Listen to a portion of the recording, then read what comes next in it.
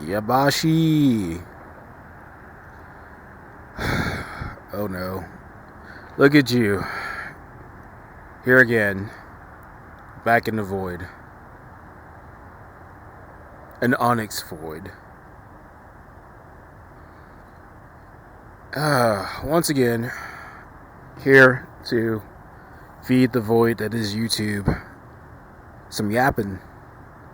Some data points. So it can go beep boop and process the data and turn it into something. Another data point in this algorithm.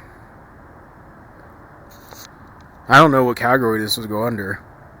No, AIs like to categorize things.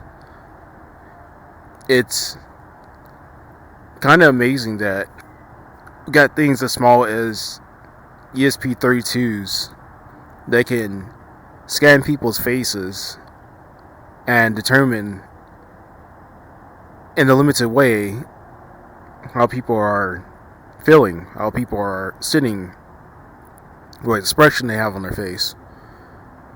And I don't know why anybody would use that in any, helpful sort of way. Sounds like the beginning of a totalitarian state. I always found it very interesting that a lot of these RISC-V chips that, tout AI is their biggest selling feature. An AI camera, the first thing that AI camera can do is facial recognition. Now, I've asked that question before, like, why is it always facial recognition? Why can't it be voice recognition? Why can't it be gesture recognition? I suppose they can do that too, but the biggest selling point is always facial recognition. Apparently, that's the hardest thing to do. And it doesn't seem like it's going to lead anywhere quickly. So, what I want to do is continue off the thoughts that I had from yesterday's video about AI. And really, this is the part that why I didn't want to become a YouTuber. I have this thing of wanting to be a perfectionist because for the longest time, while I was young, getting raised up, I would do this thing where I would get a little bit too headstrong, a little too ahead of myself, and I would end up sticking my foot in my mouth and have to apologize all the time and be someone else's punchline and stuff. And I got tired of that. So I became a perfectionist. Not just that, but there were other factors, but I kind of started pushing this perfectionist mindset, which really just pushed me out of society. If it wasn't 100% correct, I didn't do it. If it wasn't 100%, I wasn't trying to bring that as part of my appearance, as part of my, how can I say it, solutions to people's problems. So I hung around the background, and I didn't want to do YouTube videos because it was going to end up like this, where I feel like something in the previous video could be misconstrued, and now I need to go and clarify things. And yes, it's great for content, and it's going to take up a lot of video space, but gotta remember to take this not too seriously. It's just me yapping into a microphone in hopes that this turns into a job, or at least something I could put on my resume as an occupation. I think that would be cool. And nothing says marketability like, hey, I started my own YouTube channel and people liked it enough that they liked and subscribed. Yes, go ahead, press a little like button. Yeah, you know you want to, and subscribe. Subscribe if you just want to yap, because there are things I'm working on that will probably help other people. You've already saw one in my coding um, video, previous coding video. If you would like to make that microphone, you can. I gave out the code freely, and I've been thinking of making a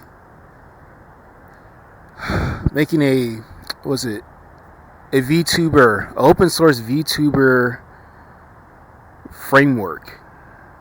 I think that's what you would call it. It'd be cool, you make your VTuber, the parts you want to move, and you attach those with a key binding to to keyboard buttons. Like, let's say you want your VTuber to smile, you press letter L or something. I think it'd be cool. But that's going to be after all my other projects I got lined up. Right now I'm working on a weather system, wiring up the what's it called, animeter. Basically tells the airspeed. It's the airspeed indicator. Well, it's an airspeed measuring device, I should put it that way. We're gonna wire that up with your typical temperature, humidity sensor, and maybe I could find a rain sensor. Maybe I don't have one laying around. I have a water level sensor, but I guess I could double as a rain sensor, but what I have been working on before that, this is one project. The other project is the Raspberry Pi to SATA converter to make a NAS. I make a network attached storage, but no, it's going to be a database. It's going to be a physical testing device for databases, MySQL, and I might run PHP alongside of it. I might run Python. I'm not sure which one yet. I'll leave a picture of it in the thumbnail so you guys can see what it looks like. I got that a long time ago.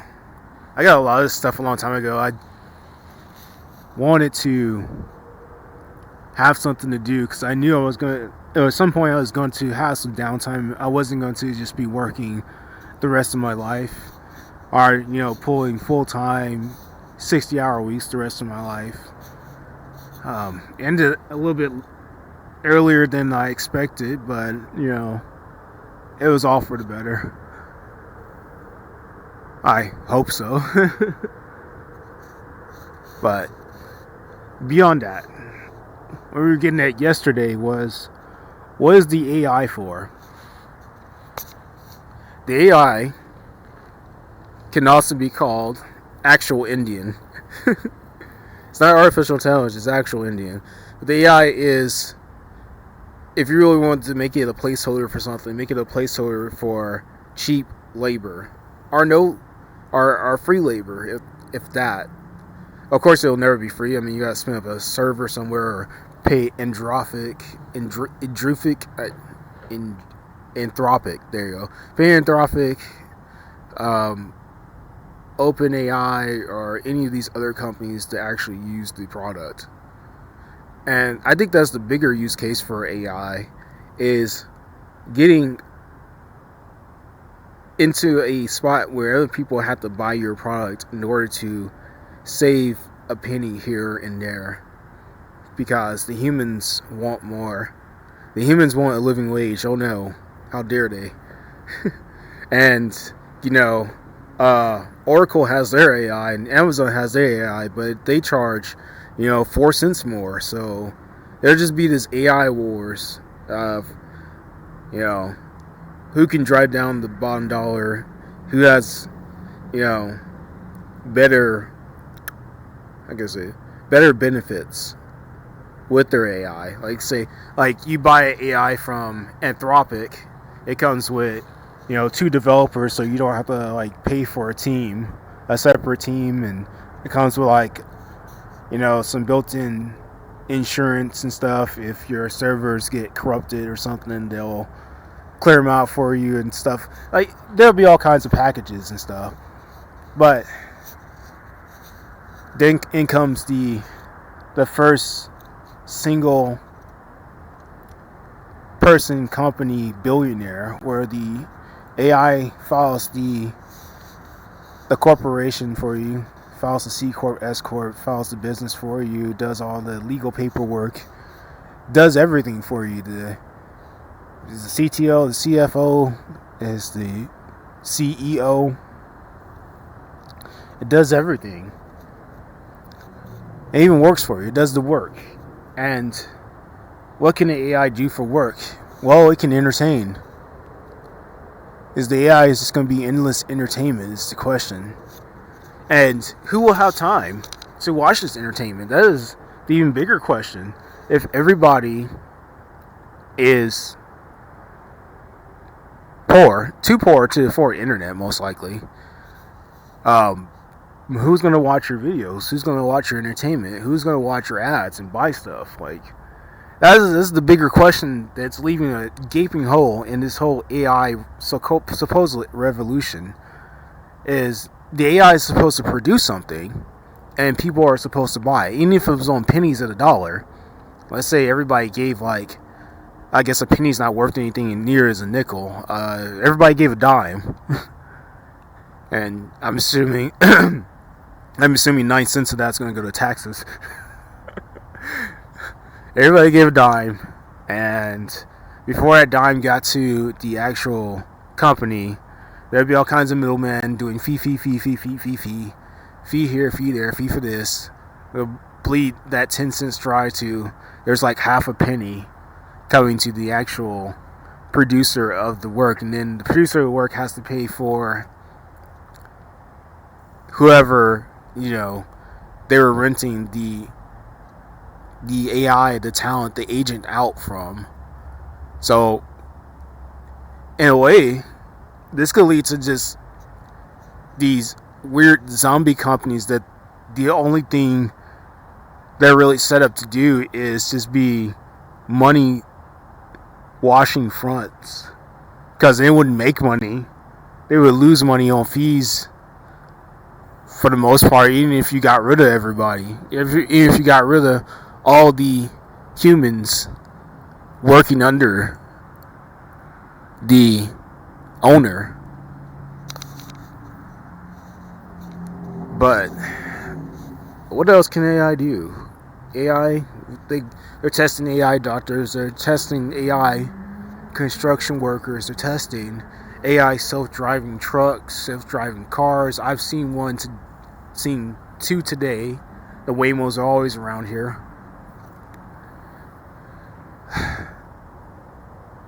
And like I said, it's not going to matter.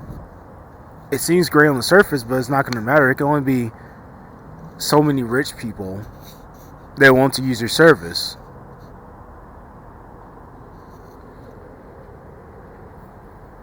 And at some point, it's going to collapse under its own weight if you really think about it for too long. Now, on the esoteric part of this, the woo-woo part of this, is something a lot of people are not going to say out loud, is that there's a certain group of people that are leading us into this AI revolution, and they believe that the merging of man and machine is the only way to evolve. And I say no. We're led to believe that that's the only way that humans are to evolve further than where we are. And just because we've only been given that option doesn't mean there aren't other options. I mean, There's genetic manipulation from CRISPR. There's all kinds of other stuff we can try before we just become cyborgs for reasons. It's not like, humans weren't working. Just being a regular human that, sits on your farm and, you grow your crops, you farm your pigs, your cows, or whatever. It's not like that wasn't working.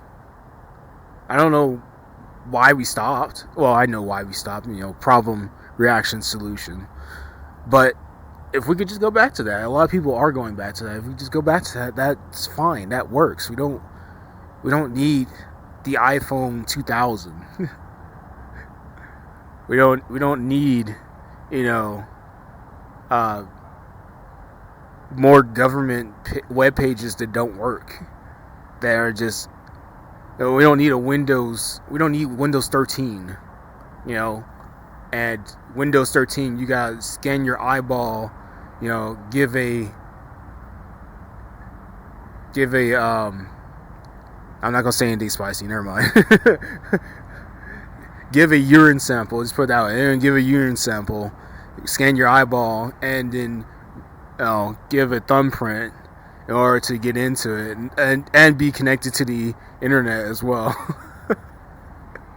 I can see it. Don't give me any ideals. I can see it happening though. Don't give me any ideals. And it'll all be watched by AI. There'll be AI in the machine. And it's already happening. They're already locking down machines for Windows. You can only use certain machines. And you can only get in. They might start asking for the real ID. I think I heard that around the corner. Here soon. You gotta give up your ID. Actually put in your ID. Your actual ID in order to get a Microsoft account or to even log on to your computer. Very dystopian. So, I think that really caps off the idea of what we can do with AI. Like I said, if you want to see, the projects I'm working on, maybe that VTuber framework, like and subscribe, and I'll see you in the void of YouTube next time.